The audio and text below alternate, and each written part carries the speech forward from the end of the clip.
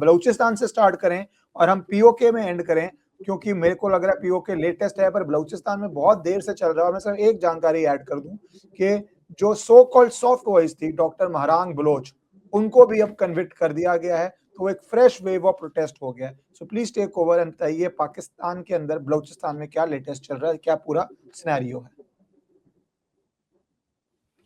देखिए, बलूचिस्तान अफगानिस्तान पीओजेके में जो सब हो रहा है, ये सारी चीजें लिंक्ड हैं। इसमें दो मुझे कॉन्टेक्स्ट नजर आते हैं जिसको हमें ध्यान में रखना पड़ेगा। एक तो जो लोकल इश्यूज है, जो लोकल डेमोग्राफी है, और दूसरा जो यूएस की मंशा है इस रीजन में, और उसके साथ इंडिया और चाइना उस पर कैसे रिस्पॉन्ड कर रही है, कौन से फैक्टर्स ये दो देश वहां पे तैयार कर रहे हैं।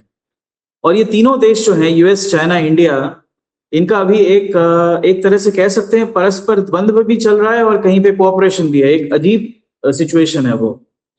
वीडियो को 5 सेकंड के लिए इसलिए पॉज किया क्योंकि मेरी आपसे रिक्वेस्ट है कि अगर आपको पसंद आए तो आप इस वीडियो को लाइक और चैनल को सब्सक्राइब कर लीजिए।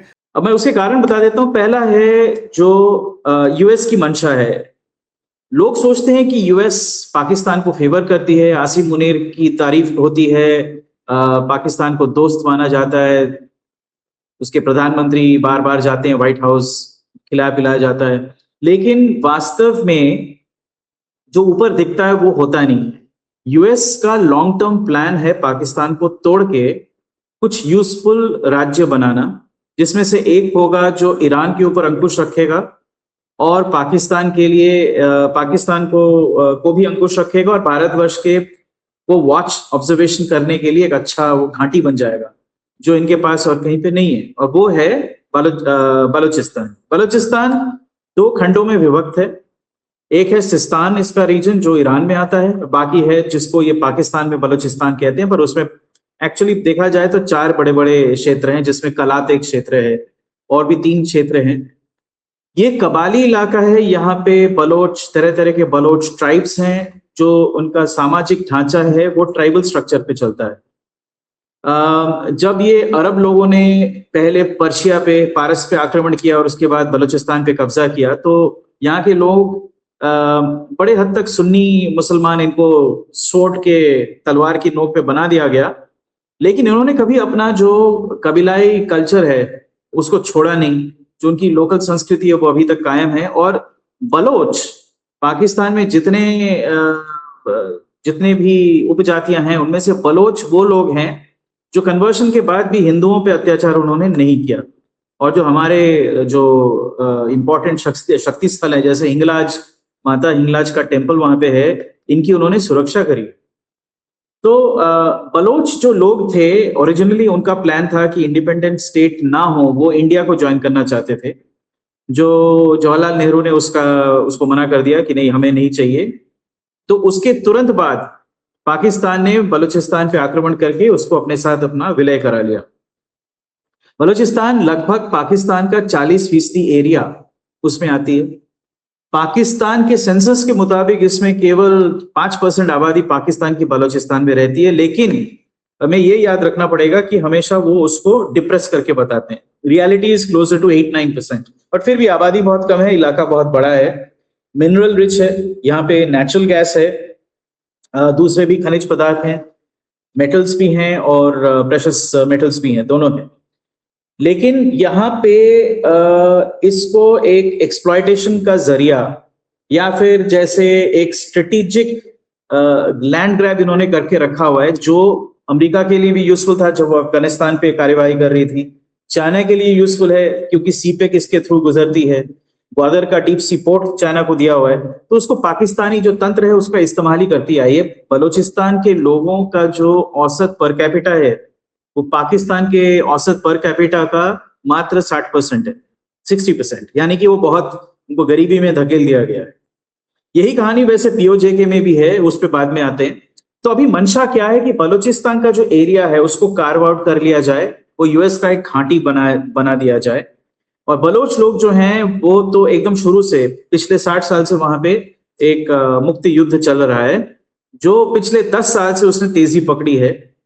पहले लोगों को लगता था कि ये भारत के धुरंधर हैं और भारत के सपोर्ट से हो रहा है, एक जमाने में अवश्य हो रहा था, खेद के साथ ये कहना पड़ेगा कि खेद इसलिए क्योंकि मेरी अपेक्षा ये नहीं थी, लेकिन ऐसा हुआ जरूर कि जो कांग्रेस की सरकार थी इससे पहले, उन्होंने बलोच रेबल्स की काफी मदद करी। उनमें से काफी लोगों को इंडिया में बसा के भी रखा हुआ है, मुंबई में फॉर एग्जाम्पल। लेकिन वो जो है उसको बंद कर दिया गया, वो जो सहायता हम देते थे वो बंद कर दिया गया। बट बलोच रेबेलियन जो है वो समाप्त नहीं हुआ। एक तरफ से ये प्रोटेस्ट होते आए हैं, जो अभी लेटेस्ट ईश करण ने अभी बताया, वैसे ही प्रोटेस्ट बहुत सारे होते हुए आए हैं। लेकिन प्रोटेस्ट सिर्फ एक सतही डिस्टर्बेंस है। जो रियल चीज जो चल रहा है वो है एक, अब तो गेरिला फाइट से ऑलमोस्ट ओपन वॉरफेयर की दिशा में चला गया है। और दूसरा, हम देख रहे हैं कि ये केवल बलोच फाइट नहीं रहा है, तालिबान भी बलोच लोगों के साथ उन्होंने एक संधि करी है, ऑफिशियल एक पैक्ट किया है। और जो 5 मेन बलोच फाइटिंग फोर्सेस हैं उसके साथ टीटीपी का और अफगान तालिबान का एक संधि है। इसका एक बहुत बड़ा प्रूफ हमें हाल ही में मिला जब अफगान तालिबान ने आक्रमण किया पाकिस्तान पे ड्रोन्स की सहायता से। उस पे भी हम चलेंगे बाद में, लेकिन मैं उसमें से एक विषय इसके साथ जोड़ देता हूं। उनमें से एक मुख्य आक्रमण का केंद्र था क्वेटा। क्वेटा में पाकिस्तान का 12वां डिवीजन, 12th डिवीजन वहां पे स्टेशनड है। तो फिर अगर ये लोग अलग हैं तो फिर वहां पे क्यों आक्रमण किया? किसके एड में, किसकी सहायता के लिए वहां पे उन्होंने आक्रमण किया? तो ये वही दर्शाता है कि इनका टारगेट वही है, पाकिस्तान है। और क्वेटा जो राजधानी है बलोच प्रोविंस का, उस पे अटैक किया पाकिस्तानी आर्मी की घाटी पे। किसको सहायता मिलता है उससे? तालिबान को तो नहीं मिलता है, तालिबान उतना एक्टिव नहीं है बलोचिस्तान में। वो सहायता मिला इनके बलोच फाइटर्स को। दूसरी बात यह है कि अब एकदम साफ है कि बलोचिस्तान फाइटर्स के पास बहुत सोफिस्टिकेटेड हथियार आए हैं। उन्होंने Pakistani military helicopters including attack helicopters मारकर गिराया है। वो अमेरिका का कोबरा हेलीकॉप्टर इनके पास है, पाकिस्तानियों के पास है। हाल ही में अपाची भी मिला है, लेकिन कोबरा मार के गिराया है। तो इसका मतलब है इनके पास भारी तादाद में या सफिशिएंट तादाद में स्टिंगर मिसाइल्स वगैरह आ चुकी हैं। स्टिंगर भी है और रूसी इगला हथियार भी आया है। अच्छा, एक अजीब चीज हो रहा है, इस वक्त अफगान तालिबान को रूस भी मदद कर रही है, भारतवर्ष भी मदद कर रही है, और अमेरिका ने तो किया ही हुआ है अपने वेपन्स वहां पे छोड़ के। ठीक है, उन्होंने तो अपने हाथ खड़े कर दिए, अरे भाई हम तो जा रहे हैं, वो वेपन्स रह गए, हम लेके जा नहीं पाए। लेकिन $85 बिलियन के हथियार अगर आप छोड़ के जाते हो तो उसका फायदा तो होता ही है ना, और वो फायदा भी होता हुआ नजर आता है। मैं क्वेश्चन लेना चाहता हूँ आपका, इनफैक्ट व्यू लेना चाहता हूँ। एक व्यू कहता है कि अमेरिका दुम दबा के भागा, वेपन्स छोड़ गया, it could not organise a strategic retreat with all its weapons back. दूसरा व्यू आजकल लोग कहते हैं कि क्या यूएस जानबूझ के वेपन्स छोड़ के पूरे रीजन में गंद मचा के गया था, डिस्टेबलाइज करके गया था? क्योंकि ऐसा क्या हो गया था कि आप जो मर्जी बोले, US as a professional army, कि कोई ऐसे रिट्रीट तो हो नहीं रहा था कि आप ऑर्गेनाइज्ड वे में नहीं निकल पा रहे थे 2 दिन और करके। और तीसरा व्यू कहता है कि बलूचिस्तान में वो अपना इंटरेस्ट समझ गए थे, जो आप भी मेंशन कर रहे हो कि अफगानिस्तान बलूचिस्तान की मदद कर रहा है, तो कहीं तो वेपनरी का स्टॉक पाइल करना ही था। ईरान के थ्रू नहीं आ सकता था, पाकिस्तान डायरेक्टली देता नहीं, तो इसलिए छोड़ के गया। Do you subscribe to these conspiracy theories or strategic understanding which certain people are trying to वो suggest? बहुत सीधा साफ वो है कि अमेरिका जानबूझ के हथियार छोड़ के गई थी तालिबान के लिए। तालिबान को उन्होंने स्ट्रेंथन किया था और ये उनका एग्रीमेंट था, सीक्रेट एग्रीमेंट था, इसीलिए वो हथियार छोड़ के गई थी। और अब जो है एक रेडीमेड इतना बड़ा स्टॉक पाइल पड़ा हुआ है हथियारों का। ठीक है, बलूचिस्तान के ये सेपरेटिस्ट मूवमेंट को अमेरिका सपोर्ट कर रही है, क्योंकि ये स्टेट कार्व आउट हो जाता है तो अमेरिका को फायदा होता है और चाइना को नुकसान होता है। सीधा बात है, सबसे बड़ा नुकसान चाइना का होगा, जिसने इस क्षेत्र में लगभग $28 बिलियन ऑलरेडी निवेश कर दिया है। 40 बिलियन का टोटल करना था, लेकिन अब चाइनीज ने हाथ खड़े करके वो वहां से निकल चुकी है। पूरी तरह से नहीं निकली है, ग्वादर पोर्ट उन्होंने नहीं छोड़ा है, वहां पे अभी भी सबमरीन पेन्स बने हुए हैं, जहां पे चीनी सबमरीन आके विक्चुअल लेते हैं और उसको बेस के हिसाब से यूज कर रहे हैं। लेकिन जो लैंड एरिया है वहां से चाइनीज निकल गए हैं, सीपे का भी ठप पड़ा हुआ है। अच्छा, ऐसा नहीं है, मैं कुछ इतिहास के तथ्य भी दे देता हूं कि हमको ये नहीं सोचना चाहिए कि बलोच हमारे बहुत बड़े मित्र हैं और ये बहुत बड़े हीरोज हैं और हिंदुओं के लिए बहुत अच्छा है। ये एकदम एक ब्लैक एंड व्हाइट नहीं है, क्योंकि जलियांवाला बाग में 2 टुकड़ियां थी जनरल डायर के पास। रेजिनाल्ड डायर 2 टुकड़ियां लेके गया था, एक था गोरखा और दूसरा था बलोच। ये आप लोग याद रखें। दूसरा, जो कश्मीर पे जो हमला हुआ था वो बलोच रेजिमेंट वहां पे गई थी हमला करने, और बलोच रेजिमेंट में जो कॉन्स्क्रिप्ट थे वो बाय द वे वो कभी भी बलोच नाम रखते हैं लेकिन ज्यादातर पंजाबी होते हैं, ठीक है, पंजाबी और दूसरे कबीले के लोग, पठान काफी होते हैं, लेकिन बलोच भी थे वहां पे। तो इन्होंने हमला किया था वहां पे, और जो वहां पे कत्लेआम और रेप्स वगैरह हुए थे उसमें ये लोग भी शामिल थे। तो ये कोई एकदम क्लीन वो नहीं है। तीसरी बात ये है कि इस वक्त अगर बलोच लोग अमेरिका के कहने पे उनके साथ मित्रता करके ये सब काम कर रहे हैं तो पूरी तरह से हम उनको ट्रस्ट नहीं कर सकते। तो एक तरह से कहा जा सकता है कि भारतवर्ष की जो पॉलिसी रही है कि हम थोड़ा सा स्टैंड ऑफ रहेंगे, इंफॉर्मेशन दे सकते हैं लेकिन डायरेक्ट सहायता नहीं करेंगे, क्योंकि इसको सशक्त करने से हमारा फायदा नहीं है। लेकिन ये अगर चलता रहे तो ओवरऑल हमारा फायदा है, क्योंकि पाकिस्तान खंडित हो जाता है।